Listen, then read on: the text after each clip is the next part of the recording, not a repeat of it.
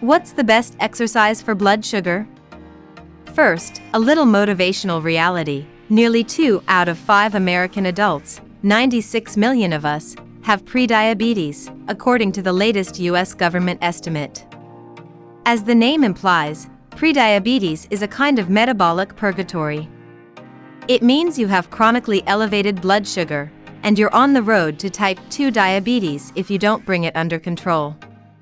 And type 2, about 37 million Americans live with it every day. That means about 130 million people in the US have problems processing glucose out of their bloodstream. If that sounds dire, well, it is. Odds are you're caught up in that web because so many American adults are. Fortunately, there's a proven way to avoid the whole mess. Exercise is the simplest, cheapest, and most accessible preventive/management medicine you can take. The more you move, and the more often you do it, the better your body gets at controlling the flow of glucose into and out of your bloodstream. All it takes to understand it is 4 quick, easy lessons. Lesson 1: Blood Sugar Basics. A healthy 150-pound adult has just 1 teaspoon of sugar, 4 grams, swirling around in their blood at any given time. That fact is incredible, considering how much sugar the average American consumes in a day, 17 teaspoons, and how important that minuscule supply is to our survival. The brain takes up 60% of it. So where does it all go? Your body uses some for energy.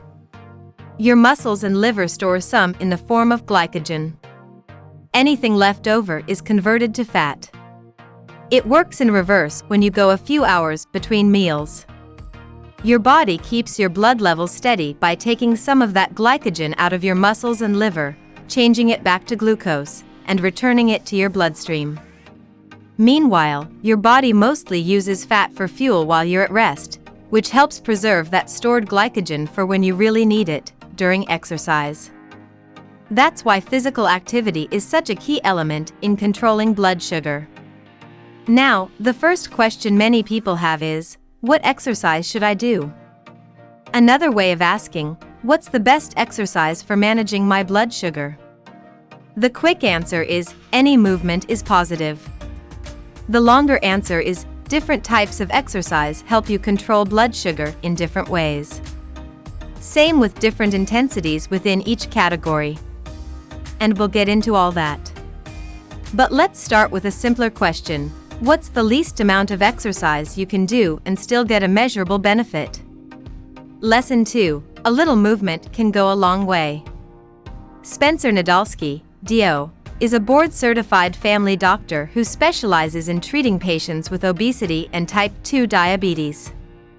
He's also a former Division I college heavyweight wrestler and the founder of LiftRx, an online strength coaching business.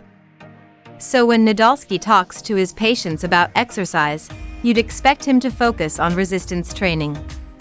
Nope. I try to get them to walk, he says. Why walking? It's not overly taxing, most patients can start right away, and they can progress quickly. The start right away part is crucial. They don't need individual instruction, special equipment, or a structured training program. The benefits come right away, according to the American College of Sports Medicine. In its recent position paper on exercise and type 2 diabetes, it notes that any type of physical activity increases the transport of glucose out of the blood and into the muscles. Exercise also has a profound effect on your body's response to insulin, the hormone most responsible for controlling blood sugar. Insulin sensitivity remains elevated up to 72 hours after exercise. A 2016 study found that walking 11 miles a week was enough to prevent prediabetes from becoming full-blown type 2 diabetes. If you walk at a moderate pace, 4 miles per hour, you can cover 11 miles in just under 3 hours. That's 30 minutes a day, 5 to 6 days a week. While a little exercise is good, more is better. A long-running study on preventing type 2 diabetes found that the more exercise participants did, the lower their risk. But at some point, do more stops being a realistic option.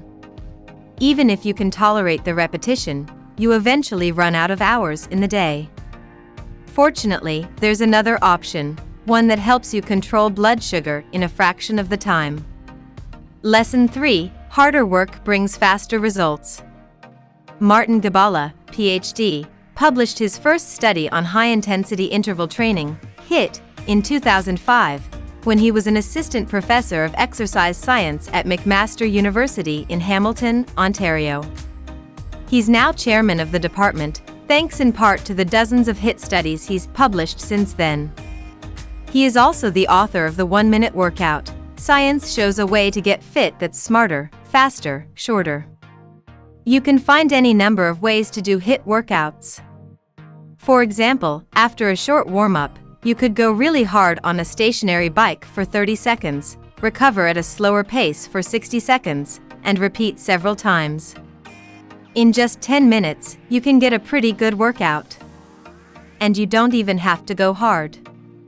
As Gibala explains in his book, interval walking, moving faster, then slower, offers more fitness benefits than simply striding along at your normal pace. HIIT helps you manage blood sugar in 2 important ways. 1. It offers meaningful reductions in less time. In a 2012 study, Gibala's team showed that a single HIIT workout improved post-meal glucose response among people with type 2 diabetes. The same holds true over time. When analyzing hemoglobin A1c, average blood sugar levels over the past 3 months, high-intensity intervals reduced blood sugar at least as well as traditional cardio, but with much shorter workouts. As a bonus, among people with type 2 diabetes, HIIT may be better at reducing body weight and body fat. 2. HIIT uses more muscle fibers. When you do cardio at a steady pace, you're mostly using the smaller, slow-twitch muscle fibers. But when you go hard and fast, you're also recruiting the bigger, fast-twitch fibers. Using more total muscle mass means you use more total energy, much of which comes from the glycogen stored in those muscles. Your muscles then pull glucose from your blood to replace the glycogen. Over time, Gibala says, your muscles increase the amount of glycogen they hold in reserve, even though the muscles don't necessarily increase in size. But what if you did build bigger muscles? Lesson 4: Lifting gives you room to grow. Nadolsky once joked that he doesn't lift weights to look better. He does it to create more space to store carbs. As his online followers would know, dietary carbohydrates are broken down into glucose and other sugars during digestion. The glycogen in your muscles and liver is the storage form of those carbs. While it takes time to build bigger muscles, the process offers benefits right away.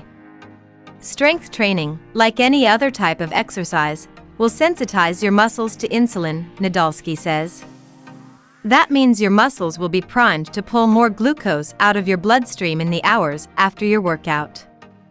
With months of consistent lifting, people with type 2 diabetes will typically increase muscle size and strength, improve blood pressure and insulin sensitivity, and add bone mineral density, all by about 10% to 15%. But there's no need to limit yourself to one form of exercise. In the long run, all of them have benefits, Nadolsky says. My advice is to get a mix of all of it. Your weekly mix might include 2 workouts combining strength training and HIIT, and 2 longer cardio sessions. Or you could walk 5 or 6 days a week, but on 2 or 3 of those days vary your walking speed between a faster and slower pace. For blood sugar management, a little exercise is always better than no exercise. More exercise brings more benefits. But consistent exercise is best of all.